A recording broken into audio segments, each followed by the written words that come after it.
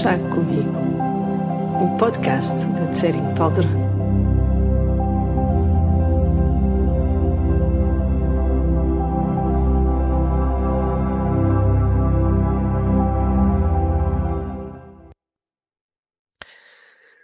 Dependendo de quando me estiver a ouvir, pode já ter chegado, ou estar a chegar, o ano tibetano do Cavalo de Fogo.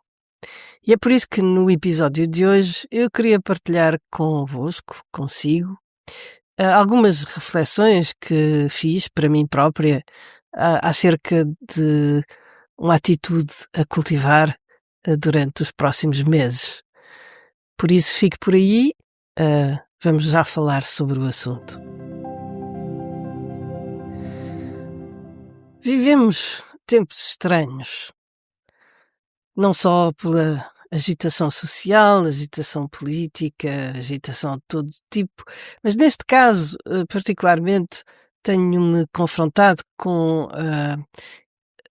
o facto das redes sociais estarem inundadas de notícias falsas, vídeos gerados por inteligência artificial, imagens fabricadas, opiniões inflamadas.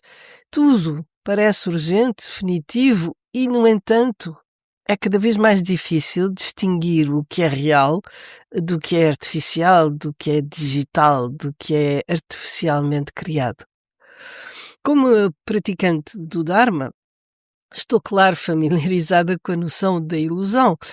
O Buda ensinou, é uma das ideias de base do budismo, de que os fenómenos são como miragens, como sonhos, como ecos, que nada daquilo que aparece ser muito sólido e real o é de facto, ou pelo menos como nós imaginamos. Mas o que estamos agora a viver é diferente. É quase uma ilusão da ilusão levada a um ponto não só de irrealidade, mas de difusão. É industrial. É uma multiplicação deliberada de aparências que eu acho que exige de nós um novo tipo de discernimento. E ultimamente tenho ficado com a impressão, sempre que, muitas vezes, quando vejo um vídeo ou vejo uma imagem, fico na dúvida, será real? Será fabricado? E comecei a preocupar-me um pouco se isto era um sinal de estar a ficar idosa e de ter aquela resistência que nós sabemos que vem com a idade, a resistência a tudo o que é novo, etc. Mas depois apercebi-me que talvez não. E tem-me vindo uma estrofe de Patrul Rinpoche bastante à mente, que diz o seguinte: todos os fenómenos são como ilusões mágicas, disseram os Budas. Mas hoje em dia as ilusões são ainda mais ilusórias. Truques conjurados por ilusionistas astutos. Cuidado com as ilusões das formas desta era degenerada. Podia ter sido escrita ontem. O desafio, portanto, não é talvez simplesmente reagir ou não reagir, é não nos deixarmos capturar. E para mim, neste momento, esta é uma reflexão que me parece importante em face do ano que vai começar em breve, ou já começou para si, mas que, independentemente da altura em que estiver a ouvir, pode sempre vir a propósito. Acho que o ano novo, claro, temos esta tradição de criar novas intenções e de ter objetivos para o ano que vem, mas não é bem nesse sentido, não é tanto no sentido de resoluções de ano novo, mas mais no sentido de aclarar a nossa mente, aclarar a nossa intenção. E para mim, a minha intenção neste ano que está a chegar é proteger o meu centro. E de que é que eu quero dizer com esta do centro? Não se trata de uma opinião, nem de uma posição ideológica, não é um conjunto de argumentos podemos dizer parcialmente que é talvez um conjunto de valores, mas acima de tudo é a clareza da mente, é a capacidade de não sermos arrastados por cada onda de indignação, por exemplo. É a coragem de não amplificar o que é falso ou negativo ou mesmo escandaloso, ainda que isso seja o que todos fazem. Recentemente tenho publicado alguns posts no Facebook e levantei esta questão e num dos meus posts alguém levantou uma questão pertinente. Será que o silêncio pode ser cumplicidade? Será que ao mantermos distância não estamos a deixar que a mentira e a violência ocupem todo o espaço? E é uma pergunta legítima. Mas penso que há aqui uma distinção, há uma diferença entre proteger a nossa mente, proteger o nosso centro e fugir da responsabilidade. Na estância que Patrul Rinpoche, de Patrul Rinpoche que eu mencionei há pouco, eu acho que ele fala sobretudo da nossa atitude pessoal, da necessidade de não nos perdermos em conversas vazias, em ecos de ecos. Mas isso não significa que não possamos, a partir de um lugar claro, de uma intenção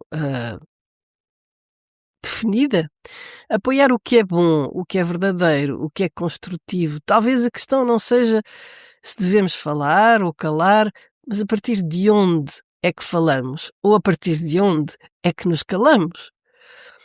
Falamos a partir da reatividade ou falamos a partir da estabilidade, da clareza, da bondade? Quando somos movidos pela indignação, ainda que a causa seja justa, arriscamos-nos a alimentar a mesma lógica que estamos a criticar. Mas quando falamos a partir do centro, mesmo que a nossa voz seja pequena, que ela não alcance muita gente, pode, apesar de tudo, trazer equilíbrio, trazer sanidade e perspectiva. Este centro de que eu falo não é indiferença, é clareza e responsabilidade. No budismo fala-se muito de treinar a mente. Isso não é uma ideia abstrata, é muito concreto. Trata-se de cultivar tudo o que é positivo e diminuir tudo o que é negativo. E, por conseguinte, nos dias de hoje, perante tanta solicitação, passa muito por escolher o que entra na nossa atenção, escolher o que repetimos também, escolher o que amplificamos, porque a atenção é criativa e aquilo a que damos energia cresce. E não só cresce em nosso redor, mas cresce dentro de nós. Se passamos o dia a consumir indignação, medo, escândalo, a mente molda-se nesse formato. É invadida por esses sentimentos.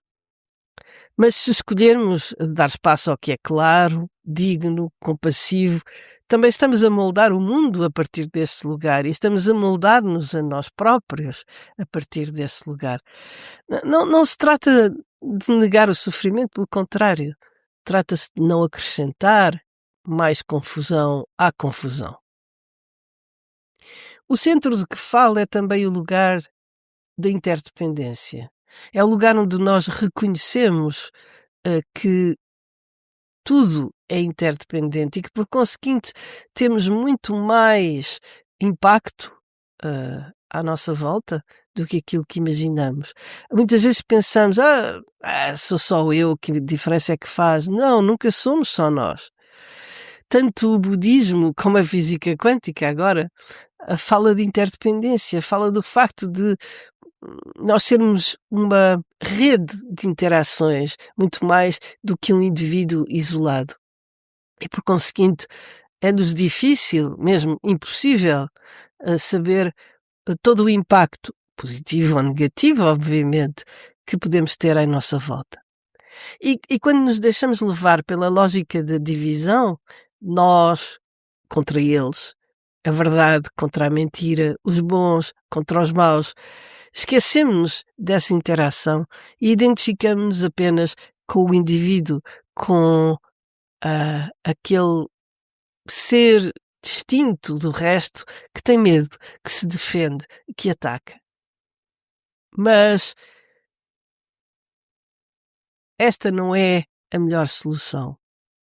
Encontrar o centro é lembrar-nos que estamos intimamente ligados com tudo o que está à nossa volta, com todos os seres, e que a nossa responsabilidade não é vencer as batalhas, não é pôr mais achas no lume, mas manter a integridade do coração.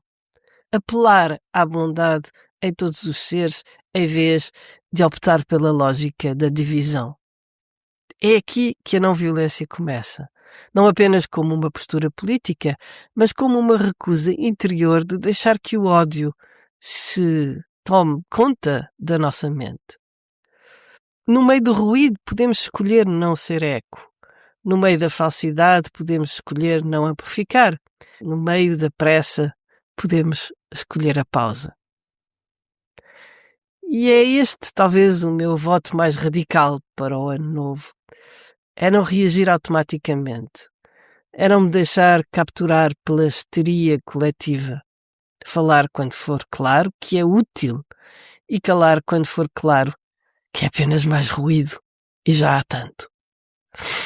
Acima de tudo, temos que nos lembrar que a clareza não precisa de gritar, que a verdade não precisa de competir, que a bondade não precisa de se impor porque ela é óbvia, porque ela permanece, porque ela é imediatamente reconhecida. Então, que este ano novo nos torne mais lúcidos, mais estáveis no meio da turbulência, que nos encontre capazes de apoiar o que é verdadeiro sem alimentar o que é tóxico, e que no meio do barulho do mundo saibamos regressar uma vez e outra ao silêncio que nos sustém. Bom ano do Cavalo de Fogo e boa vida para o resto dos anos que vêm a seguir.